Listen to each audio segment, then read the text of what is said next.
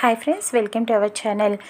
సమీర దర్శన్తో అలా first night జరుపుకోవటానికి సిద్ధపడుతుంది. ఇద్దరు కలిసి చాలా రొమాంటిక్గా చూసుకుంటూ ఉంటారు. ఒకరి కళ్ళల్లోకి ఒకరు. సమీర అలా ముద్దు పెడుతూ ఉండగా దర్శన్ ఒక్కసారిగా వెనక్కి వచ్చేస్తాడు. ఇక చాలా అన్‌కంఫర్టబుల్‌గా ఫీల్ అవుతూ ఉంటాడు. ఏమైంది దర్శన్ అని చెప్పి అడుగుతూ ఉంటుంది సమీర.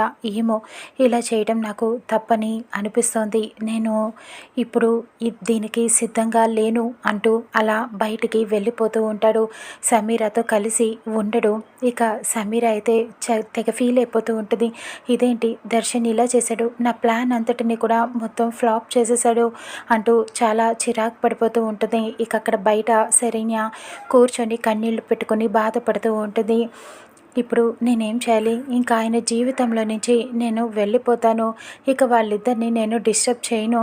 వాళ్ళిద్దరూ ప్రేమించుకుంటున్నారు కాబట్టి నేనే దర్శన్ గారి లైఫ్లో ఉండకూడదు. నాదే తప్పు అవుతుంది, నేనే వెళ్ళిపోతాను అంటూ అనుకుంటూ వెళ్ళిపోతూ ఉంటుంది. ఇంతలో సమీర తన ఫ్రెండ్ ఫోన్ చేసి మాట్లాడుతూ ఉండటంతో బయటికి వచ్చి మాట్లాడుతూ ఉంటుంది. శరణ్య వెనకాతల నుంచి సమీర మాటలన్నీ కూడా అక్కడే వింటూ ఉంటుంది. సమీర శరణ్యని చూడదు, తన ఫ్రెండ్తో మాట్లాడుతూ ఉంటుంది. ఏంటోనే ఇలా జరిగింది, నేను చాలా పెద్ద ప్లానే వేశాను. దర్శన్ని లొంగ తీసుకొని తనతో ఫస్ట్ నైట్ జరిపించుకొని ఎలాగైనా బిడ్డను కూడా కనేద్దామని చాలా పెద్ద భారీ స్కెచ్చే వేశానే. కానీ దర్శన్ ఇలా చేస్తాడని, నా ప్లాన్ మొత్తం పాడు చేస్తాడని అస్సలు నేను ఊహించలేదు.